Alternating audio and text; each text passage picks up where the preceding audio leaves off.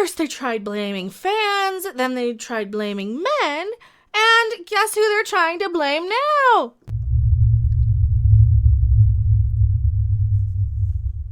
Hello everyone, I am Mecha Random42, the one, the only, the original, your favorite YouTube consumer advocate, Harpy. And since YouTube doesn't do its job and send you guys my content, please hit the notification button, even though I don't think it does anything. Like, subscribe, share the video, and come to my channel every single day. I do have something fun or ranty or something entertaining, something to amuse and entertain you guys every single day. And do that to every channel you love, because the shadow bans are real. What is also real is the fact that they're still on about this Birds of Prey nonsense. Like, didn't I do a video on this last year with Birds of Prey? It seems like we just keep rehashing the same thing. Only, like I said in the opening, they've tried to blame the fans. They tried to blame men, even though more men went and saw the movie than women. So they can't really blame anybody but their own viewing audience of the little Funko Pop collecting sort of viewers, which it's fine if that's your viewer. That's great. You do you, but don't blame everybody else for your movie not being bigger than it is when your core demographic is the Funko Pop desk secretary chicks who just want to cosplay as Harley and want to cosplay more as Harley than they probably do want to sit through the movie. That's really it. That's really it. Cathy Yan is blaming somebody for her own failure. Instead of just admitting the movie was bad, instead of just saying, hey, shucksy doodle, we'll do better next time. No, Cathy Yan is passing the buck to the studio. Admits she made compromises for the studio, and she wishes she had more creative control. This is just passing the buck and saying, you know what, it's their fault.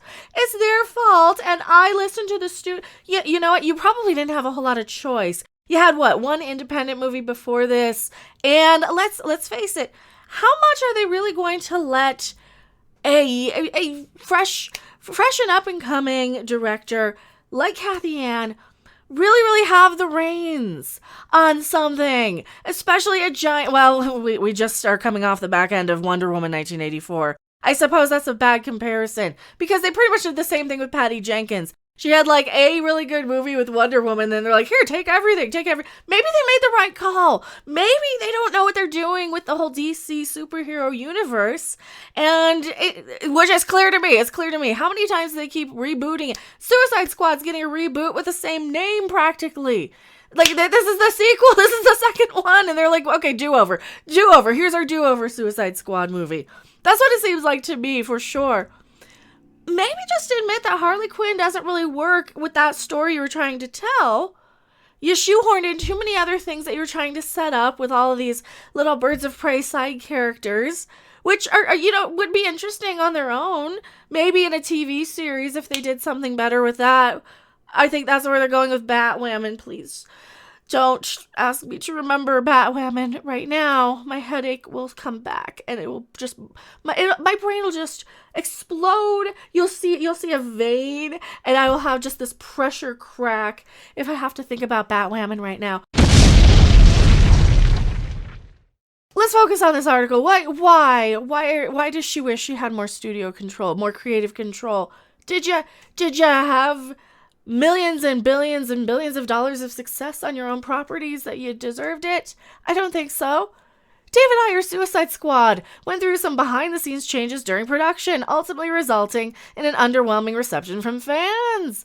Though the standout endeavor was largely Margot Robbie's performance of Harley Quinn in her live-action debut. When the spin-off Birds of Prey and the fantabulous emancipation of one Harley Quinn, which was later changed in the theater, they changed the name in the theaters. That's how bad this movie was. They changed the name in the theaters to Harley Quinn and Birds of Prey, because nobody knew what the crap it was without just the name Harley Quinn, because they knew Harley Quinn was the selling point.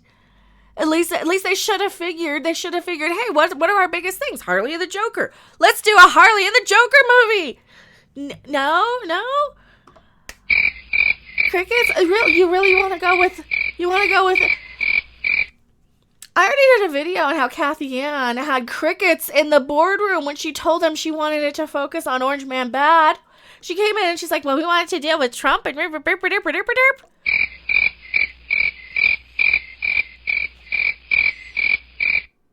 I can see why they didn't want you to have so much creative control. It could have been a whole lot worse.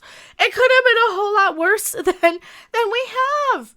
And future me, when I'm editing this in a half an hour, please make a point to save this file, to point out that Birds of Prey could have been so much worse had they let Cathy Yan have her way. When the spin-off was announced, many fans thought Warner Brothers would learn from their mistakes of meddling with a filmmaker's vision. But here's the thing. Some filmmakers need meddling with.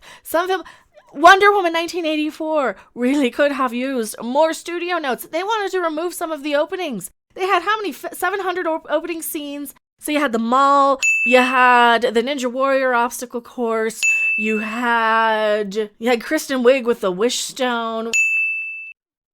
And then of course Orange Man Bad. He was another opening, right? He was another opening act sort of setup.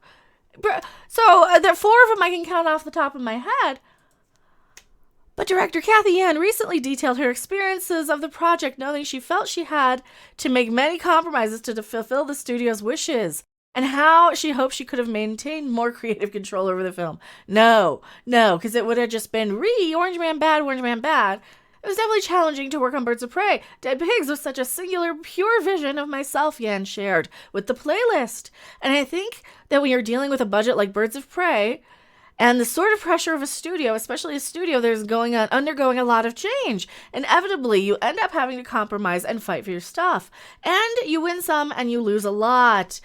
It's just kind of how it is. Oh, there are a lot of changes that this movie should have had and should have made. And one of the big ones was that you should not be doing a Harley Quinn movie without the Joker, without the breakup, or make a War of the Roses style movie with Harley and the Joker where they're basically just comic book biff bam booming each other all over the place because it's funny. Coming soon, the romantic comedy breakup movie that you've all been waiting for. Harley Quinn, the Joker, in the movie that Birds of Prey director Cathy Yan didn't have the talent to make. Theirs was a romance that was hate at first sight. Trust me, no amount of therapy will ever help these two. Watch as they passively aggressively try to kill each other at every turn. Come on, Puddin', do it!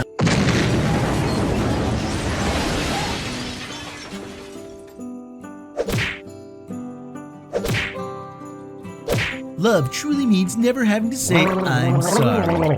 Don't miss Harley Quinn and the Joker in An Affair to Dismember, the romantic comedy that you deserve. Only on HBO Max.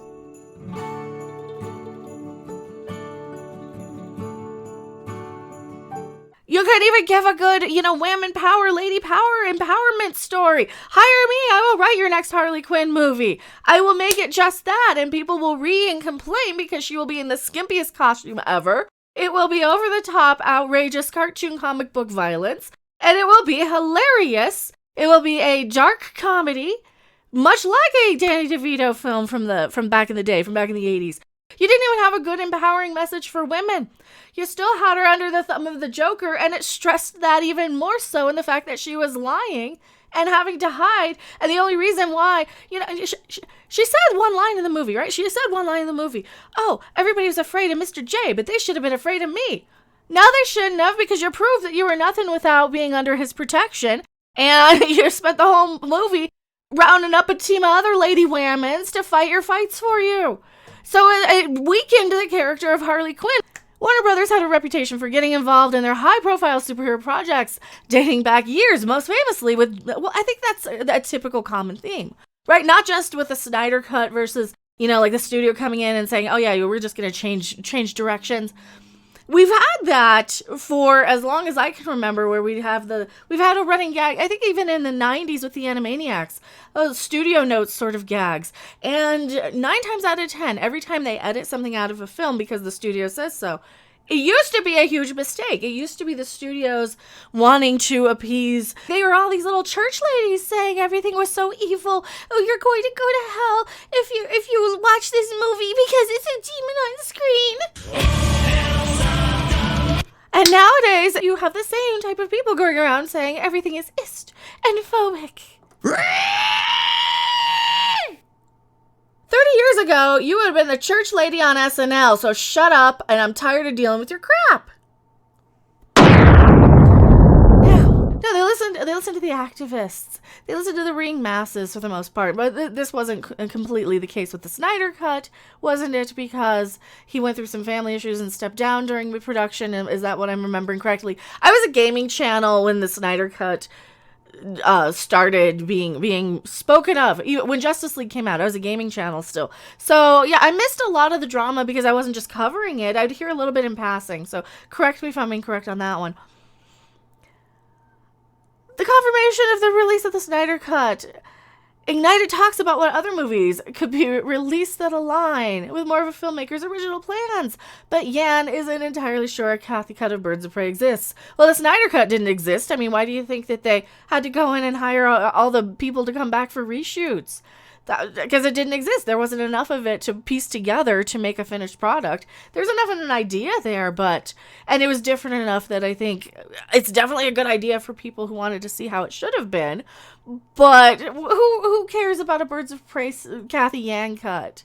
Nobody. We don't want a Cathy Yan cut. I would have loved to have more control over the edit of Birds of Prey, but that's just kind of how it is. I don't know if there's a Cathy Yan cut out there, but I think for any filmmaker, all of us are in it because we want to express ourselves as wholly as possible, the director confessed, and to match what you ultimately see on screen with what's in our head. Despite her frustrations, Yan's film earned positive reviews. No, it didn't! It was terrible! Your positive reviews were only people applauding how diverse it was. And, oh, you're just toxic if you didn't like it. Yeah, but it was a bad movie. It was disjointed. It stopped just to rewind and reset and give you a flashback every few minutes. It didn't know if it wanted to be an over-the-top, gory, violent, dark thing or take itself too seriously. Sometimes it didn't take itself seriously enough. It was just a disjointed mess. It was not a good movie. It was not objectively good. And they're just using the few positive reviews that they got as a way to make an excuse for it. Received well by fans, with the filmmaker remaining open to tackling another major tentpole project so long as the story spoke to her. That means they haven't called her back to make any more because I think that they don't want to see what she has to do and say. Like I said, we already know what was in the original pitch for this. I've done videos on it, and it was all Orange Man bad. And all the boardroom people at Warner looked at her like she had a toe growing out of the middle of her forehead. I would not discount ever doing a big budget movie again. I try not to think of whether I would do this type of movie or that type of movie again, or whether I'd work with this studio or that, but more like, is the story compelling? I'm also a writer/director, so in that case, my big lesson is I want to continue to do that and have a bit more control over the story I'm telling. Like I said, disjointed mess. You know, she's probably right. You can blame the studio a little. You can probably blame them for hiring somebody who really didn't have a very clear vision or the balls to say, no, the story needs to be this. But at the same time, who has that kind of power to get the studios to bend to their will? It's kind of a perfect storm of everything that is wrong with Hollywood and entertainment all kind of coming together into one giant fart on film. And that's what Birds of Prey is. It is a giant fart on film. So is Wonder Woman 1984. Oh, I see you there, Gal Gadot. I'm not happy about that one. Tell me what you guys think in the comment section below. I am MechaRandom42, and I'll see you guys on the next video, live stream, or wherever. Bye. Thanks for watching. If you liked it, make sure to hit that like button. And if you want to see more, don't forget to subscribe. See you in the next video. Bye! Holy 10 toes.